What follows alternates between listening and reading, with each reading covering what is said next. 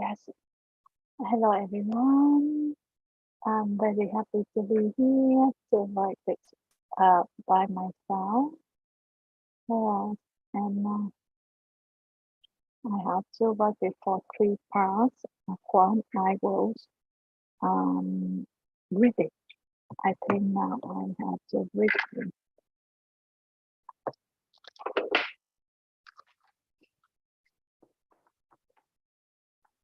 Yes. I did I did not enjoy the practice of law, and I recognize that Will's career success depends on having a passion for what one is doing. I read about a highly successful buyout that's former secretary on the Treasury, Bill Simmons, had done of Piston Whittington achievement financial research was based on what is possible in law. A 300,000, 300 million investment become worth 70 million in just 18 months. I saw law writers increasingly as a business more than a passion, and chose that if I were going to be in business, I might try something that seemed more interesting and lucrative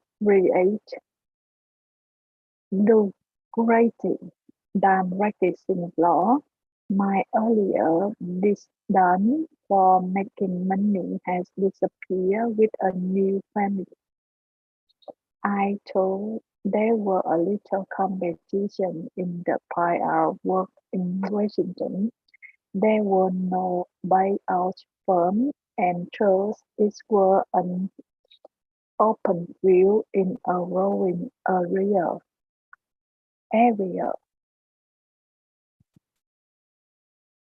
I read that in- intriguers tend to start their company by the age of 37. I, my eyes feel hot. Yet I feel hurt. I can see clearly. And after the age, individuals are much less likely to start companies. And I read that when I was 37, there were no reason my new buyout firm would have succeeded. The firm was generally in New York.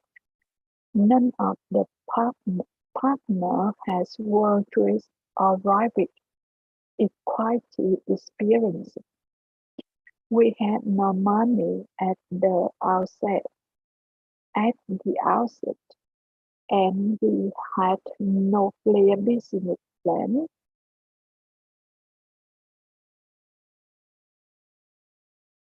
or prospect for raising capital. But the coalition did find a way to get off the ground. I recruited their three partner who has investment experiences. I was able to raise the internal 5 million to launch the firm in 1987, and our early deal tended upward, giving us a credibility to raise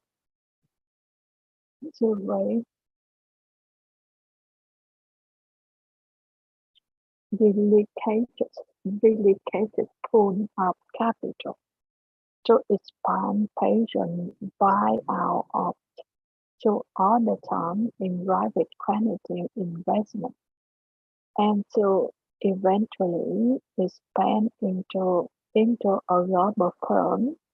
To everyone's surprise, including mine, we become one of the world's largest and best-known private equity firms over the ensuing 30-plus years, and the how to make me a second and final test of life with the despite the modest leadership skill I displayed earlier.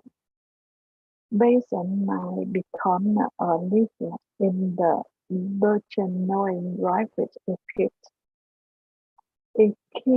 equity world, Kelly's success has given me the ability and perhaps the self-confidence to get involved into the philanthropic work and the somewhat related non-profit work. In the root of the philanthropy, I was on the original singer of the Giving Pledge, written by Bill and Melinda Gates and Warren Buffett, and essentially focused on the concept of the patriotic philanthropist, a talking accent to remind people of the history and heritage of our country, by immense charter of reviving it to the national archive, reserving raised copies of the Declaration of Declaration of Independence and the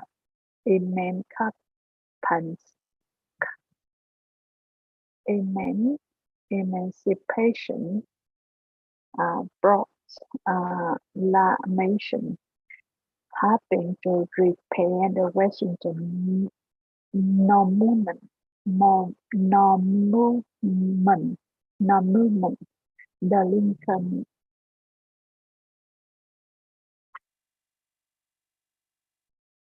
the Lincoln Memorial and Several Memorial, Monticello, Montpelier, and the Iwo Memorial in the non-profit work. I have served as a chairman of the board of Duke University and Smithsonian Institution as a co-chair of the Brookings Institution, and I currently serve as the chairman of the board of the John F. Kennedy Center for the Performing Arts and the Council on the Foreign Relations, resident of the Economic Club of Washington, D.C., a fellow of the Harvard Corporation, and a trustee of the National Gallery of Art. The University of Chicago Johns Hopkins Medicine, the Memorial Sloan Kettering Cancer Center, and the Institute for Advanced Study. I have also focused my engineers on education, having served on 4 major university boards and created scholarship programs at the Harvard, the University of Chicago, and the D.C. Public and Charter School. So what were the attributes that enabled me to go from something of the leader in my first phase of life to a leader in the second and third. Sound analysis is always fault with Rick, Rick, Rick, and there is a danger of passing on shell, one of back unduly, but attributed. I will sit at the same one of the repeatedly hear from those I interview in my show. Look, there is no doubt that successful leaders seem to have a lot along the way. These were the chance encounter to lead to my interview with the staff as agent, which in turn led to my White House position. While the administration did not involve the position properly gave me enough visibility, self-confidence, and ambition to start a private equipment firm with no financial appearances.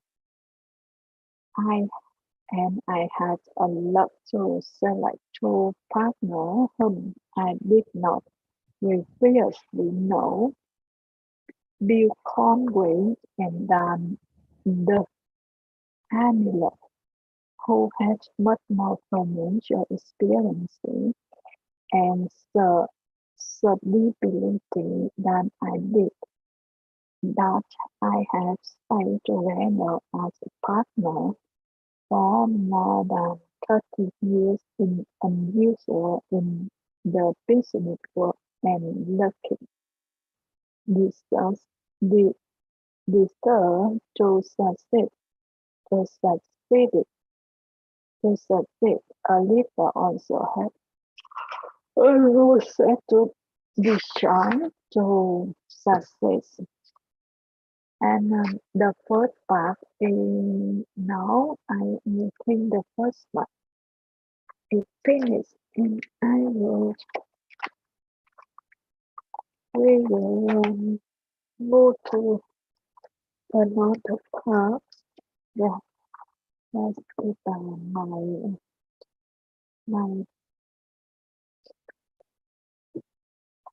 slow. We have to make a butterfly. Butterfly. Yes. And we have to first start by listen. Yes.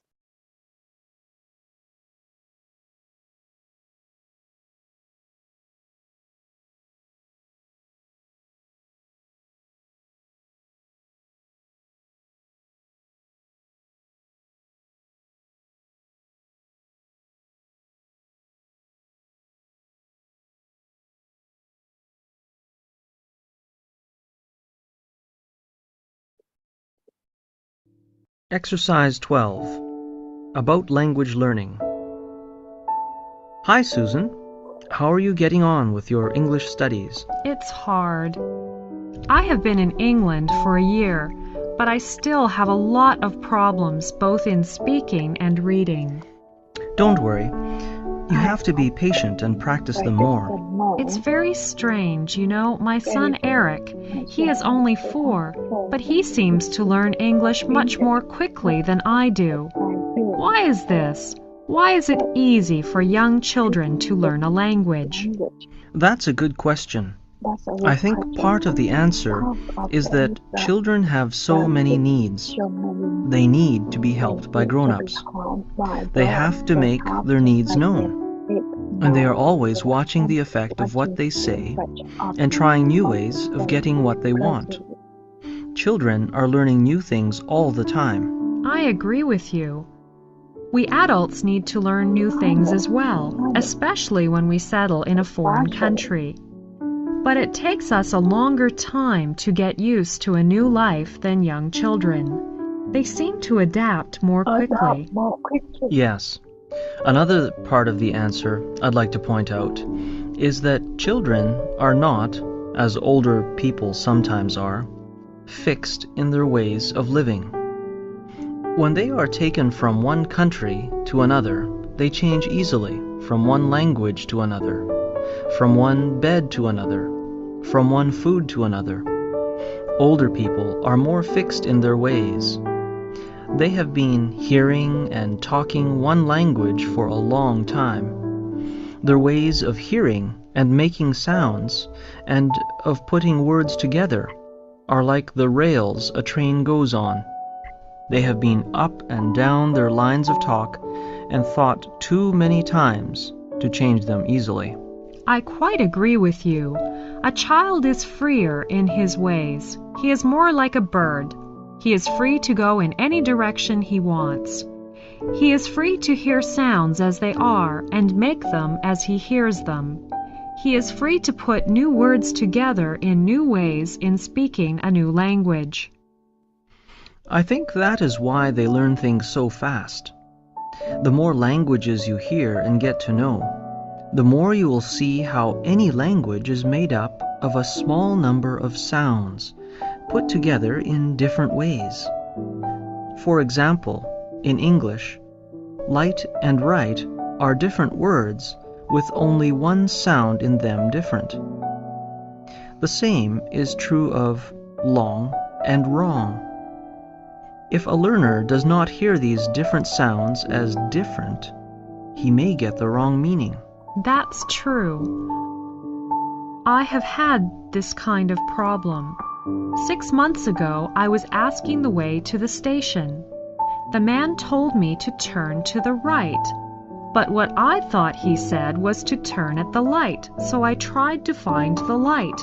It took me hours to get to the station. I'm sorry to hear that. You know, most people learn their mother language without being able to give any account at all of how it works. They learn to talk as they learn to walk, without any idea of how they do it. People who learn to use a language well do so through talking with others who use it well, through reading good writers, and through watching the effects on others of what they say and how they say it. I will try all these. The world needs more people who can use languages well.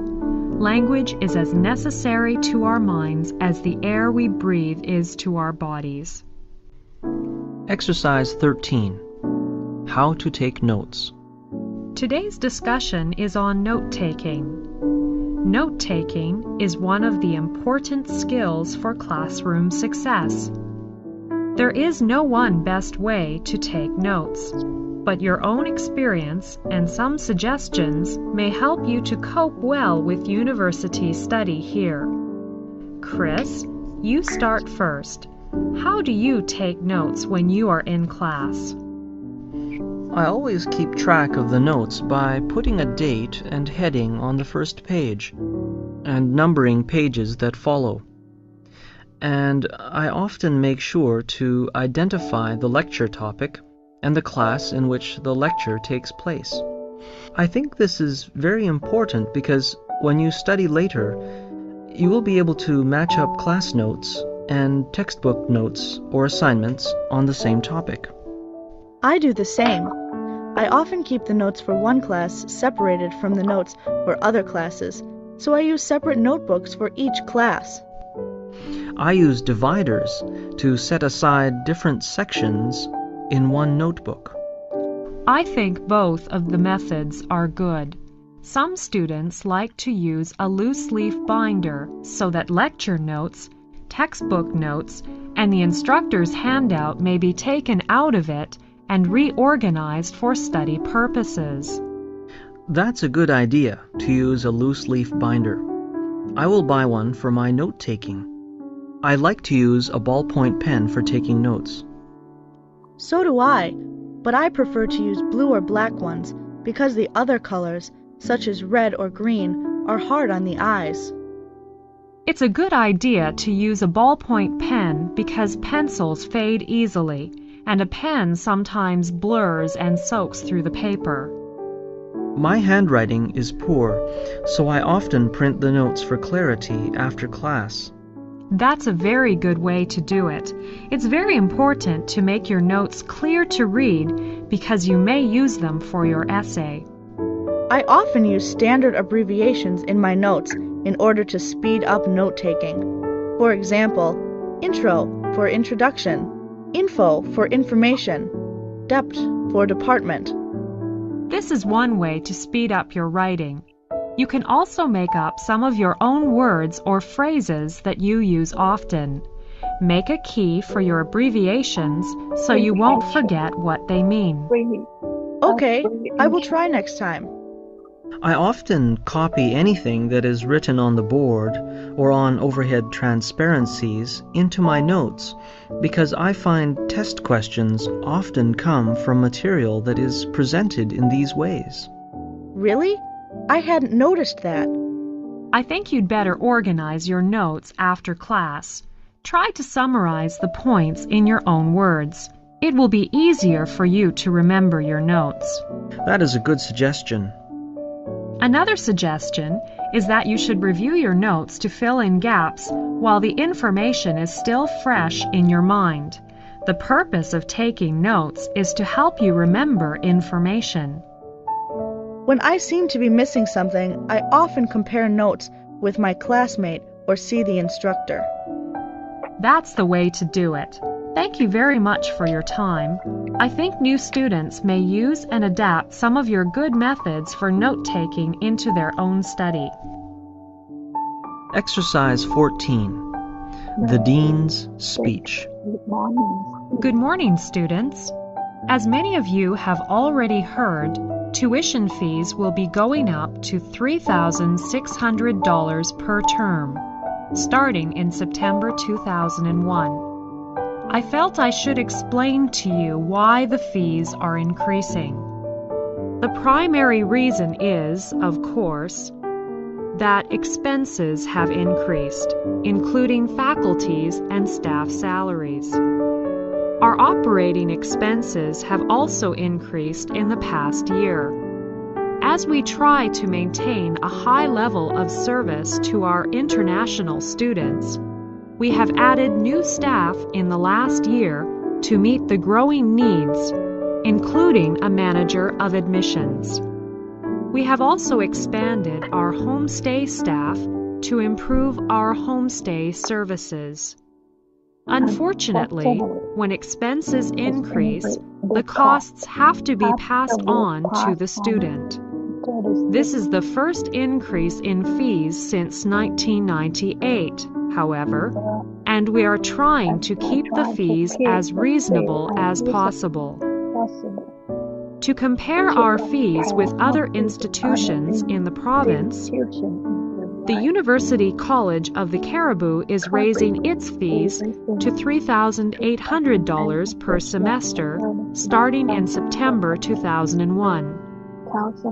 Programs at UBC start at $13,830 per year. At many institutions, the tuition fees for academic courses in the 3rd and 4th year level are higher than those for the first 2 years are, because the costs to run the courses are higher. We have decided not to differentiate the fees, but to balance the costs by charging the same tuition for all 4 years. I would like to tell you that we value your opinion and want to make sure that you are satisfied as a student at the college. If any of you would like to meet with me to discuss the fees or any other matter, you are welcome to visit me in my office in Building 359. Please phone 741-2795 for an appointment. Exercise 15. How to write a summary. Good morning, everyone. Today I'm going to talk about how to write a summary. I think if you remember one word, it will help you to write a summary. The word is simple. This word represents 6 steps to writing a good summary. Simple's first letter is S. S here stands for the first step you should do. That is, to study the text carefully. And letter I here stands for the second step, to identify the key points while you read the text. M here represents the third step of writing a summary. That is, to make notes. Then the fourth one is to put points in order. The next step is to leave out unnecessary detail. The last step is to edit your first draft. Now, I will talk about these steps one by one. Let us start with studying the text. When you get an article, you should read it first fairly quickly to get a sense of the general meaning. Then, read it more carefully, following the writer's argument and noticing what is fact and what is opinion, what is a general statement, and what is a particular example. It is often helpful to summarize each paragraph in a few words at this stage. Now, let's turn to identifying the key points. You must go through the text and mark the places where important information is given. You can underline or highlight with a colored pen or simply make a mark in the margin. The third step is to make notes. This is a very important stage. You should write down the key points you've identified in note form in your own words. This is also especially important in an exam because the examiner needs to know you understand what you have written and that you are not just copying from the text. Let's turn to the fourth step, to put points in order.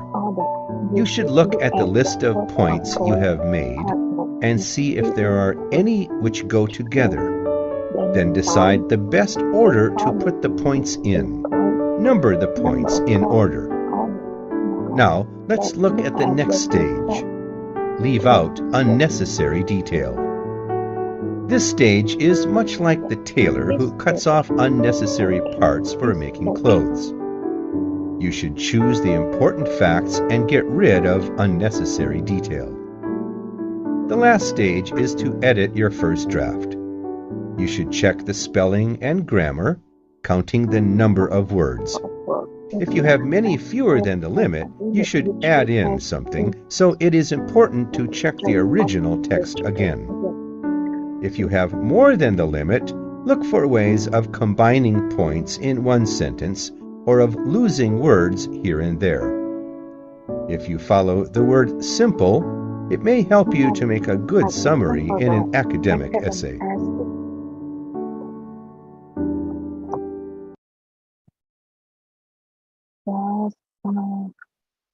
Section 1. Good morning, Total Insurance. Judy speaking. How may I help you? I recently shipped my...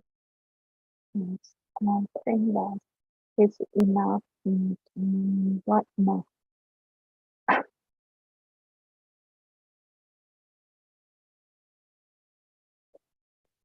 Yes, I